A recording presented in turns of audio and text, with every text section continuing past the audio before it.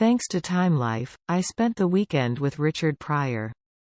But because I couldn't stand the idea of watching him deteriorate, I watched it backward, starting with the 2 documentary films, Richard Pryor.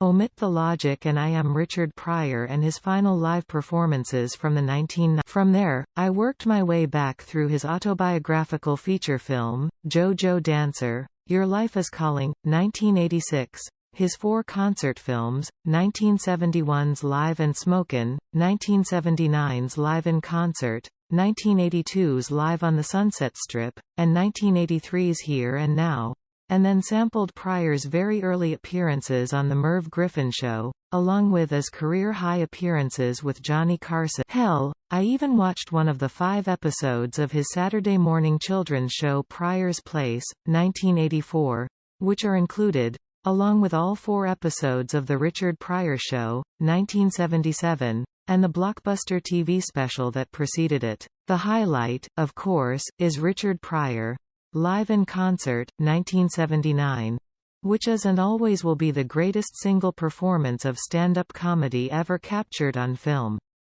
This is Pryor at the height of his powers, a man who knows who he is, has found his public persona, and knows exactly what he wants to. There were 4 phases to Pryor's career, and all of them are presented here.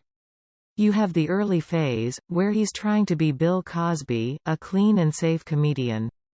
Then you have the searching and angry phase.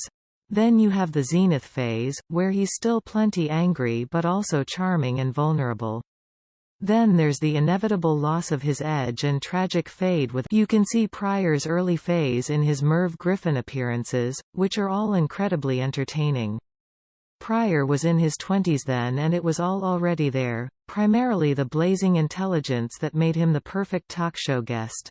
Eventually, though, Richard Pryor came to hate that Richard Pryor and, in 1967, famously walked out of a lucrative Las Vegas gig. From there he moved to San Francisco, which was at the height of the counterculture movement. This era, what I call the searching and angry era, is captured in Live and Smokin', which was filmed in New York in 1971. It's a pretty tough 47-minute sit, more of a cultural artifact than entertaining. Pryor seems to be overcompensating for his Bill Cosby years. He's just angry and crude and only sporadically funny. The charm and pathos that made him a super. And then came Phase 3, the zenith years from about 1974 to 1981. The era of the brilliant comedy albums, the TV special, included, the TV show, included, The Tonight Show appearances, included, and of course his 1979 triumph, Live in Concert. During this time, he was also making some pretty great movies, Silver Streak and Car Wash, 1976, Blue Collar, 1978, Stir Crazy, 1980, and Bustin' Loose, 1981. And then at age 40, it all caught up to him.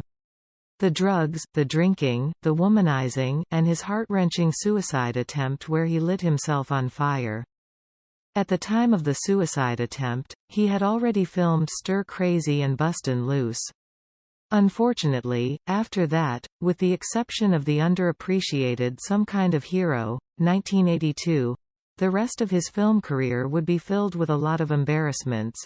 Superman 3, The Toy, Critical Condition, Moving, etc. And as good as they are, and they are very good, his post-suicide attempt concert films, Live on the Sunset Strip and Here and Now, are missing a little something.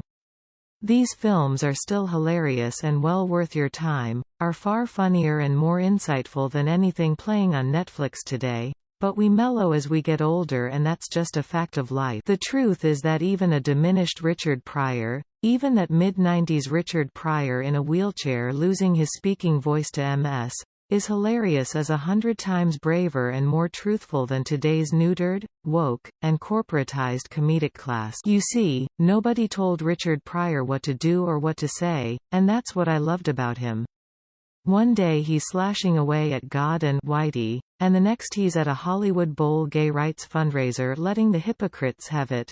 When the N***ers were burning down Watts, you motherfuckers were doing what you wanted on Hollywood Boulevard, didn't give a shit about it. Then he turned to the booing crowd, bent over, and told them to kiss my hat. The other thing I loved about Pryor was that there was no self-pity.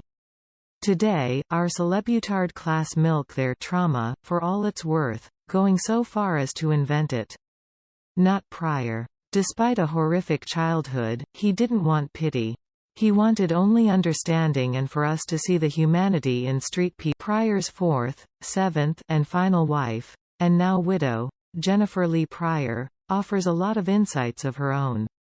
She's quite candid about her life with this troubled genius. But she's also not looking for pity or wailing on about her trauma, which is very refreshing. As far as the highlights, on top of the 4 concert films and 2 feature-length documentaries, Pryor's post-suicide attempt Tonight Show appearance is straight-up amazing. Just as fascinating, but for entirely different reasons, is his 1985 interview with Dick Cavett. Cavett is so outmatched by Pryor's intellect that at one point after he makes a stupid comment about race, he's reduced to defensive sputtering while Pryor, cool as they come, says, "I'm still not sure what you mean by that." Pryor's short-lived TV show is also a stone-cold classic, and JoJo Dancer, the only time Pryor stepped behind the camera, is No All That Jazz 1979, but was better than I remembered. If you love Richard Pryor, if you love comedy, if you miss America's golden era where we were still free to speak our minds, Time Life's The Ultimate Richard Pryor Collection, Uncensored is a real treat. The collection is also a sad reminder that Richard Pryor could not be Richard Pryor today. If he was born 40 years later, he would either be smothered into conformity like the rest of today's so-called comedians, or he'd be blacklisted.